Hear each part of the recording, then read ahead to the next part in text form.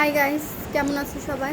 আমার অবস্থা তো দেখতেই পাচ্ছ, আমার কি অবস্থা। এত কষ্ট, এত গরম, আর সহ্য হচ্ছে না। এর মধ্যে ডিউটি তো মানে মানে বলার বাইরে যে কতটা কষ্ট হয়। আর এদিকে পেশেন্টের চাপ, মনে কর জান টান বাইরে যাইতেছে, তারপরেও কিছু করার নাই। মানুষের সেবায় নিয়োজিত, যার জন্য সেবা করতেই হবে। আর এখন যেহেতু আমাদের ইন্টার্নশিপ, তো 6 মাসের মাত্র 1 মাস কমপ্লিট হইল, এখনও 5টা মাস ওরে ডিউটি করতে হবে। তো সবাই দোয়া করবা, আশীর্বাদ করবা যেন এই গরমের ভিতরে সুস্থ থেকে যেন সুন্দর মতো ইন্টার্নশিপটা কমপ্লিট করতে পারি।